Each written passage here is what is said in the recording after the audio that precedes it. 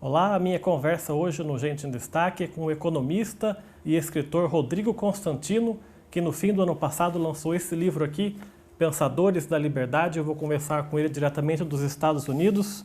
Bom, Rodrigo, muito obrigado por aceitar o meu convite e seja bem-vindo aqui à TV Câmara de Jacareí. Obrigado, eu que agradeço a oportunidade. Vamos começar um pouquinho antes da gente falar do livro, falar um pouquinho da sua infância. Você nasceu no Rio, não é isso? Queria que você falasse um pouquinho da sua infância no Rio. Eu sou carioca da Gema, fui criado no Grajaú até 6 anos de idade, depois fui para a Barra da Tijuca. Quem conhece ali o Rio, né? A Barra da Tijuca na década de 80, começo da década de 80, era muito terreno e pouca construção. Então, já sou acostumado com esse estilo de vida mais de subúrbio, afastado de grandes agitos. Depois, realmente cresceu muito e aí mudou, né? Que mais? O Rio na minha visão, né, é a capital nacional aí do jeitinho brasileiro. Foi uma das coisas que eu admito, uma das coisas que me levaram aí a querer uma experiência fora, né? Eu tenho até um texto que viralizou muito à época sobre acostamento, né, uma prática muito comum lá, todo mundo dando uma de esperto. Na verdade, tinha um amigo meu que dizia: o problema do Rio é que tem malandro demais para otário de menos. Eu era um dos otários, eu era aquele cara certinho que achava que a lei tinha que ser cumprida, né? Então tive problemas num lugar como o Rio. Mas guardo ótimas lembranças também, tem um povo maravilhoso em vários aspectos, animado, divertido. Foi uma boa infância e uma boa adolescência. Queria que você falasse um pouquinho sobre os seus pais. Eu sei que o seu pai foi um sujeito que começou meio do nada, construiu uma empresa para ele. A sua mãe também é bióloga, depois fez psicologia, não é isso? É isso aí, é isso aí. Sempre foram muito trabalhadores, né? Criaram os 3 filhos com muitos valores, muita disciplina também, né? Mas ao mesmo tempo com um grau de liberdade, incutindo responsabilidade muito, muito grande, e com muita conversa. Nossa casa sempre teve muita conversa. Meu pai foi servidor público, funcionário concursado, né, do Banco Central, e viu uma oportunidade quando começou ali o florescimento do mercado financeiro no país, né, o mercado de o open market e tudo. E ali ele arriscou, né, aquilo que inclusive não tinha, e conseguiu virar sócio de uma corretora que depois trilhou um caminho aí de relativo sucesso e de muita credibilidade também. Era um mercado que a palavra valia muito. E minha mãe, isso aí, minha mãe era bióloga, professora, e depois cursou mais à frente psicologia e trabalhou muitos anos, seja em consultório particular, seja em serviço filantrópico também, em igrejas, né, atendendo pessoas. Então, era uma combinação interessante, né, um mercado financeiro vindo de uma formação de estatístico, né, muito exatas, números, objetivo, e um lado da mãe, né, o lado materno, que veio mais aí das humanas. Minha mãe gostava muito e gosta muito de ler literatura, assuntos diversos, então isso foi uma combinação interessante na minha formação. Você falou agora há pouco que a educação dos seus pais foi cheia de valores, né, para os 3 filhos. Eu queria que você destrinchasse um pouco isso, porque hoje em dia teve muita mudança, né, na educação dos pais, a geração do século XXI. Queria que você falasse, resgatasse um pouco como é que foi a sua educação. Olha, vai na linha daquilo que alguns brincam, assim, o problema começou a acontecer quando o mertiolate parou de arder, né? Brincadeiras à parte, é uma criação tradicional, né? Aquela história da a vovó tem razão, né? Como eu disse, dava um grau de liberdade para os filhos, cobrando responsabilidade. Por exemplo, nunca houve um tipo de tirou nota 7, vamos festejar. Era aquela história, não fez mais do que sua obrigação, né? O importante é você entregar aquilo que são suas mínimas obrigações, uma boa escola, um bom ensino, entregar notas, ser responsável, ser um bom aluno, né? E, ao mesmo tempo, os limites, né? Todo adolescente quer testar limites paternos, maternos, né? Então tinha muito não, né? Tinha aquela coisa do posso isso, posso não.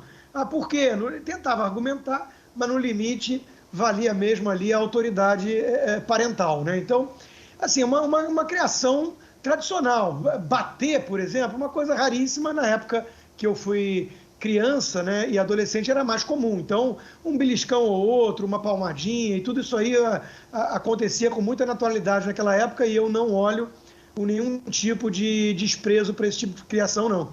Eu acho que isso é como... Vamos voltar um pouquinho no tempo e começar a filosofar. É como um grande conservador, na verdade, tido como pai do conservadorismo, mas ele era um liberal, o Whig, o Edmund Burke. É como ele dizia, se você não encontrar freios internos, via de regra você vai encontrá-los externamente, né? Então, os grilhões que muitas vezes a gente vê hoje em dia tolhendo liberdades, eles surgem muitas vezes porque os indivíduos não incutiram esse tipo de freio, né, aos seus apetites, de limite. Então, eu acho que uma boa criação ela tem que dizer não, né? Quem tem um livrinho muito bom, né, do Isami Tiba, né, Quem Ama, Educa. E é mais ou menos isso que meus pais fizeram, né? Eles tinham muita paciência para argumentar, para conversar, explicar por que eles estavam decidindo como eles estavam decidindo, mas no limite, quando a gente abusava e a gente abusava, né, eles tinham que mostrar autoridade. E você era um aluno, aí criança, aluno do 6, do 7 ou era do 9, 9,5? Não, nunca fui do 9, 9,5. Eu era dos 7, passava sem aquela coisa que na minha época era recuperação, né? Tinha prova final e tinha recuperação. Eu ficava em prova final, recuperação não, e aí também, se eu ficasse em recuperação, a cobra fumava, né? Então era complicado. O presente de Natal era suspenso e rolava umas broncas, mas eu não estudava tanto, né? Eu não era... o gosto, por exemplo, pela leitura, ele veio depois. Ele veio depois de mais velho, depois dos 20 e poucos anos. Então, na época da escola mesmo, eu fazia aquela coisa do necessário para passar sem a recuperação, né? Eu pegava as coisas rápido, né? Eu tenho... até hoje eu sou muito acelerado em tudo que eu faço, né? Então eu tinha essa facilidade para pegar certas matérias, principalmente no lado das exatas, matemática, essas coisas. Então eu entregava aquilo que era exigido, tirava lá os 7,5, e assim foi até na faculdade, viu? Eu fiz economia na PUC do Rio de Janeiro, tive ótimos professores, podia ter extraído muito mais. Eu já estava ali de olho em outras coisas, seja namorar e seja até mesmo trabalhar. Então eu comecei a estagiar cedo e aí eu estava mais preocupado com a minha ascensão no mercado do que propriamente com a parte teórica da economia. Eu acabei estudando economia como autodidata mesmo. Foi depois que eu devorei vários livros e posso dizer que eu aprendi mais economia ali. E você optou por fazer economia por causa da empresa do seu pai ou teve algum outro motivo? Foi por causa do mercado financeiro. Eu já olhava, né, com um certo fascínio e admiração por aquele mundo ali, né, do mercado financeiro, e sabia que eu queria seguir essa mesma trilha. E aí, para isso, né, até tinha uma discussão na época muito comum também, que era o seguinte: muita gente fazia engenharia em vez de economia para ir para o mercado financeiro. O meu irmão fez isso, né? E é curioso que o meu pai endossava um pouco essa escolha. Ele achava que a engenharia dava uma base mais sólida, não só na matemática, como na questão do preparo para a vida. Era mais desafiador, né? O ciclo da engenharia. E acho que ele tinha um ponto, mas eu preferia a economia, acho que me atraía alguma coisa mais teórica nesse mundo, né? E não me arrependo. De novo, né? Tive ótimos professores, aprendi coisas importantes na PUC, não vou negar, mas o fascínio pela economia veio depois, né? Com a leitura dos austríacos, coisas que não eram muito mencionadas na faculdade. Mas eu tive a base ali na PUC, né? E isso me ajudou muito, e eu acho a economia fascinante até hoje. Você depois trabalhou com o Paulo Guedes, né? Ele foi seu chefe por 6 anos, é isso? É isso mesmo. Foi numa empresa que ele ajudou a fundar o Banco Pactual, né? E ele saiu do Banco Pactual, houve uma ruptura ali na época muito conhecida, né? Que primeiro saiu o Luiz César Fernandes, que era o grande fundador, aí depois os dois principais sócios, que eram justamente o Paulo Guedes e o André Jacuzzi, eles estavam tendo também algumas divergências grandes com a turma mais nova, né? E eles acabaram optando por sair e criaram a JGP, que era a empresa de gestão deles, né? E aí eu fui um pouco logo depois assim do nascimento, em 99, eu fui começar a estagiar lá, né? E aí fiquei 6 anos, né, analista de empresas, depois cheguei a ser gestor de portfólio e aprendi muito sobre trabalho, sobre vida e sobre economia ali naquela empresa, com o Paulo Guedes acima de tudo, né, principalmente na parte teórica, mas com todos ali, né? Foi realmente um grande aprendizado. E o Paulo Guedes, é verdade que ele te dava também dicas de livro, dava conselhos para você? Foi ele que me apresentou os austríacos, né? Ele falou, Rodrigo, percebo que você gosta muito de ler, né? Inclusive a parte mais teórica, você não pode deixar de ler esses caras aí, o Ludwig von Mises, o Friedrich Hayek, e eu mal conhecia, né? Eu falei, pô, é sério? Ele falou, não, lê que é muito bom e você vai gostar. E aí eu comecei e não parei mais. Então ele instigou em mim muito dessa leitura dos liberais mais teóricos e austríacos, né? E que tal agora ele como ministro, que está sendo hoje até demonizado pelo pessoal do MBL? Olha, eu acho que o Paulo é o melhor ministro de economia que nós tivemos. Agora, é aquela coisa, né? Uma andorinha só não faz verão. Ele tem embates constantes com o próprio governo, o que é natural, porque um ministro da Fazenda sólido, ele vai ser o quê? Ele vai ser o guardião da chave do cofre. Ele vai ter que ter disputas, né, com o lado político que vai querer abrir mais o cofre. Então ele faz esse papel.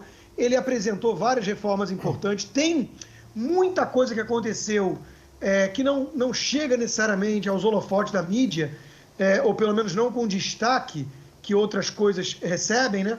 Mas que fizeram uma pequena revolução no país, né, em termos de facilitar o ambiente de negócios, choque de gestão, mudanças pontuais e marcos regulatórios e muita coisa que foi feita, né? Então, acho que ele já tem um legado, né?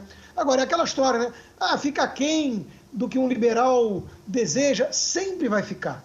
Porque um liberal, acima de tudo, tem que ser realista, ele não pode ser utópico. Ele não é um revolucionário, né?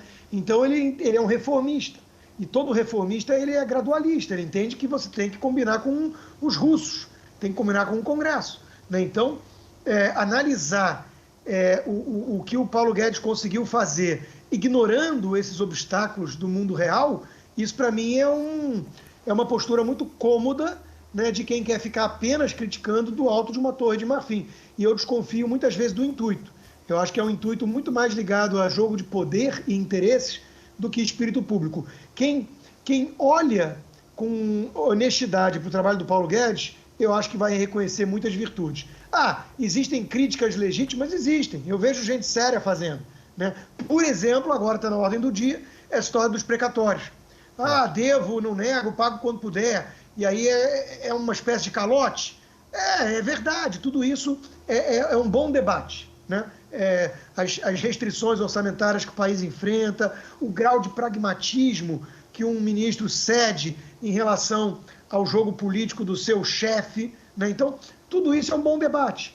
Mas eu acho que ignorar o esforço que o Paulo Guedes vem fazendo em prol do país, engolindo sapo e tentando entregar o melhor ali, pensando no país, eu acho que isso é muito injusto. Voltando a falar um pouquinho sobre a sua trajetória, essa sua veia como debatedor, como analista, você pegou muito da sua mãe, que também lia bastante, de gostar de discutir esses temas? Foi da sua mãe? Foi mais da minha mãe.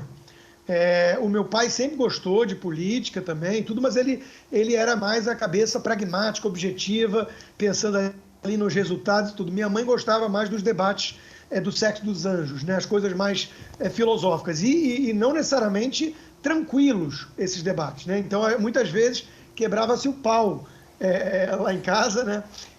Até porque a minha mãe teve uma fase toda por vir também das áreas de humanas e ter sido professora de escola pública. Ela tinha uma pegada muito mais associada à visão de esquerda, e eu nunca fui de esquerda. Desde a minha adolescência, quando eu comecei a me entender por gente e debater esses assuntos, eu já me via como um defensor do capitalismo, né, liberal. Então, havia, sim, umas discussões muito acaloradas, né? Algumas eu me excedia e é típico também da idade, né? Hoje, eu, com o benefício do retrospecto, olho para isso como imaturidade, mas aquilo ali, mesmo da forma que foi, ajudou muito a me moldar como um debatedor, e um debatedor, de alguma forma, sharp, né? Alguém que está sempre ali aguerrido e preparado para ter tiradas rápidas e ter que ter um contraponto imediato, né? Porque era assim que funcionava nos debates ali, tinha que estar preparado, senão você ia ser engolido. E para a gente encerrar esse primeiro bloco, eu queria falar da sua veia como baterista. Você criou até um canal agora, né? Você foi baterista há vários anos, tinha até cabelo comprido e tal, e voltou agora recentemente, é isso? Exatamente. Eu, com 10 anos de idade, pedi uma bateria para o meu pai. Enchi o saco, né? Ele acabou me dando. Era uma barulheira danada, tinha que ter acordo em casa com a hora que eu podia me dedicar a isso. Tive minhas bandas de rock, cabelo comprido e fiz um ou outro show. Cheguei a gravar umas músicas assim em estúdio e tudo, músicas próprias, né, da banda e também muito cover. E aí depois parou, né? Era aquele sonho de adolescente, queria ser roqueiro, ficava fantasiando aquele mundo, né, de turnês, dinheiro fácil e a mulherada, aquela coisa que todo adolescente roqueiro tinha, né? Mas como quase tudo, né, virou sonho, realmente só sonho de adolescência. E eu confesso que o meu talento também não era para justificar nada muito diferente disso, né? Ele era limitado, também não havia muito esforço, né? Porque eu estava estudando, estava fazendo outras coisas. Aí agora, há pouco tempo, eu realmente resgatei isso, primeiro com uma bateria eletrônica, para incomodar menos a vizinhança, e depois comprando uma acústica, que não é igual, né? Tem que ir para o raiz. E olha, vou te falar, Rodrigo, que eu estou adorando. É uma terapia, é uma válvula de escape, né? É divertidíssimo. Eu estou me divertindo muito, muito com esse hobby. E você grava assim, você escuta uma música uma vez, duas vezes, daí já vai para o estúdio gravar? Tem que ser por falta de tempo, né? A minha agenda está muito corrida, eu não sou perfeccionista. Um cara perfeccionista não conseguiria fazer tanta coisa como eu faço. Entro ao vivo de manhã, de tarde, de noite, escrevo artigos, livro. Se o cara é perfeccionista, ele ia ficar 6 meses em cima só de um capítulo do livro, né? Eu não sou assim, meu perfil vai fazendo e é o que temos, né? Então na música, ainda mais sendo um hobby, não ia ser diferente. Então eu escuto algumas vezes, vou lá, gravo, tem horas que eu escuto falando, podia ter ficado melhor. Mas não tenho tempo, não vou ficar uma semana martelando em cima da mesma música, porque é uma brincadeira, né? Eu vou lá e posto. E tem uma turma que eu acho engraçado, que tudo está politizado demais, e isso é uma tentativa também de sair da política. Né? Vamos, falar de música, quem viveu ali os anos 80 lembra dessa época, e tem muita gente que politiza tudo. Então vai lá tentando me atacar, mas porque não gosta das minhas visões políticas. Aí vira e fala, nossa, que terrível, que coisa. Olha, gente, isso é um hobby, não é para ser profissional. E outra coisa também, as críticas construtivas são bem-vindas, mas tem uma turma que exagera e dá bandeira. Falar que tá execrável parece um exagero, porque cá entre nós, passa. Eu toco direitinho. Modéstia às favas. Tá certo. A gente vai fazer então uma rápida pausa. A gente volta daqui a pouco. Até já.